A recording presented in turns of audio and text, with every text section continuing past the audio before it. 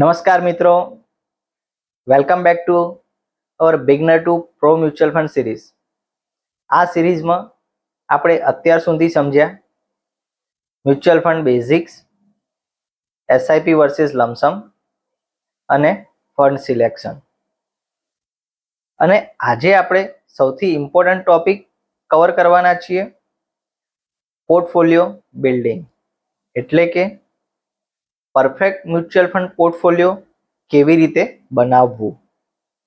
ઘણા લોકો mutual ફંડ્સમાં invest તો કરે છે, પણ પ્રોપર પોર્ટફોલિયો કેવી રીતે બિલ્ડ કરવું એ સમજતા નથી. કોઈ 10 મ્યુચ્યુઅલ ફંડ્સ લઈ લે છે, કોઈ રેન્ડમ યુટ્યુબ વિડીયો જોઈને ઇન્વેસ્ટમેન્ટ કરે છે. પણ આજે હું તમને સિમ્પલ અને પ્રેક્ટિકલ રીતે બધું સમજાવીશ, તો વિડીયોને એન્ડ સુધી જરૂર જોજો. ચાલો સૌથી પહેલા બેઝિક સમજીએ, પોર્ટફોલિયો એટલે શું. સિમ્પલ લેંગ્વેજમાં તમારા બધા ઇન્વેસ્ટમેન્ટનું કલેક્શન. એક્ઝામ્પલ, જો તમારી પાસે mutual fund, stocks, gold, FD આ રીતના ઇન્વેસ્ટમેન્ટ હોય, તો આ બધા મળીને તમારું ફાઇનાન્શિયલ પોર્ટફોલિયો બને છે. એટલે કે તમે પૈસા ક્યાં ક્યાં ઇન્વેસ્ટ કર્યા છે એનું ટોટલ કોમ્બિનેશન એટલે પોર્ટફોલિયો. હવે એક ઇમ્પોર્ટન્ટ મિસ્ટેક સમજો. બિગનર લોકો સૌથી વધુ કઈ મિસ્ટેક કરે છે? વધુ મ્યુચ્યુઅલ ફંડ્સ લઈ લેવા. તમને લાગે છે વધુ ફંડ એટલે વધુ પ્રોફિટ, પણ રિયાલિટીમાં શું થાય છે? ઓવર ડાયવર્સિફિકેશન એટલે કે તમે એટલા બધા ફંડ્સ લઈ લો છો કે ગ્રોથ પ્રોપરલી થતો નથી અને ટ્રેકિંગ પણ ડિફિકલ્ટ બની જાય છે. Remember this line carefully. 10 average fund કરતાં 3 સારા ફંડ બેટર હોય છે.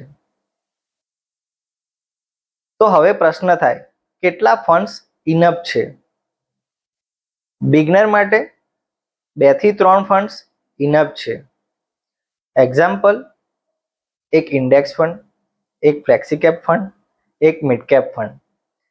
બસ આટલાથી જ ડાયવર્સિફિકેશન પણ મળી જાય છે અને પોર્ટફોલિયો સિમ્પલ પણ રહે. હવે સમજીએ ઇન્ડેક્સ ફંડ પોર્ટફોલિયોમાં શું કામ કરે છે. Index fund generally stable foundation આપે છે. આ ફંડ માર્કેટ ઇન્ડેક્સને ફોલો કરે છે. એક્ઝામ્પલ, નિફ્ટી 50 એટલે બિગનર માટે આ એક સેફ અને સિમ્પલ ઓપ્શન બની શકે. એક્સપેન્સ રેશિયો પણ યુઝ્યુઅલી ઓછો હોય છે. ફ્લેક્સી કેપ ફંડ પોર્ટફોલિયોમાં ફ્લેક્સિબિલિટી આપે છે. આ ફંડમાં fund manager large cap, mid cap, small cap બધામાં ઇન્વેસ્ટમેન્ટ કરી શકે. એટલે આ કેટેગરી બેલેન્સ ગ્રોથ માટે યુઝફુલ બની શકે. Mid cap fund growth potential માટે યુઝફુલ હોય છે.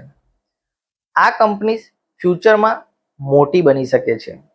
પણ યાદ રાખો મિત્રો, રિટર્ન વધુ, રિસ્ક પણ વધુ. એટલે મિડ કેપમાં પેશન્સ ખૂબ ઇમ્પોર્ટન્ટ છે. હવે ઇમ્પોર્ટન્ટ ટોપિક, એલોકેશન એટલે કે કેટલા પૈસા કયા ફંડમાં મૂકવા. બિગનર માટે એક સિમ્પલ એક્ઝામ્પલ જોઈએ. 50% ઇન્ડેક્સ ફંડમાં, 30% ફ્લેક્સી કેપમાં, 20% મિડ કેપમાં. આ એક બેલેન્સ અપ્રોચ બની શકે. અગ્રેસિવ પોર્ટફોલિયો, જો તમે યંગ છો, લોંગ ટર્મ હોરાઇઝન છે અને રિસ્ક લઈ શકો છો, તો તમારે એગ્રેસિવ એલોકેશન પણ કરવું જોઈએ. એનું ઉદાહરણ જોઈએ. 40% ફ્લેક્સી કેપ અથવા large cap, 30% mid cap, 30% small cap. પણ યાદ રાખજો, હાઈ રિટર્ન સાથે હાઈ રિસ્ક પણ આવે છે. હવે ડાયવર્સિફિકેશન સમજીએ સિમ્પલ ભાષામાં. બધા પૈસા એક જ જગ્યા પર ના મૂકવા. આ ઇન્વેસ્ટિંગનો ગોલ્ડન રૂલ છે. એક્ઝામ્પલ, જો તમે બધા પૈસા સ્મોલ કેપમાં મૂકી દો અને માર્કેટ ક્રેશ થાય તો બહુ મોટું લોસ થઈ શકે.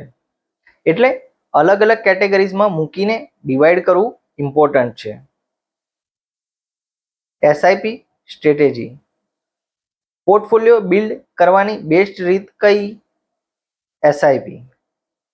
એક્ઝામ્પલ, દર મહિને 3000 રૂપિયા ઇન્ડેક્સ ફંડમાં, 2000 રૂપિયા ફ્લેક્સી કેપ ફંડમાં, 1000 રૂપિયા મિડ કેપ ફંડમાં. આ રીતે ધીમે ધીમે સ્ટ્રોંગ વેલ્થ બિલ્ડ થઈ શકે છે. Compounding power.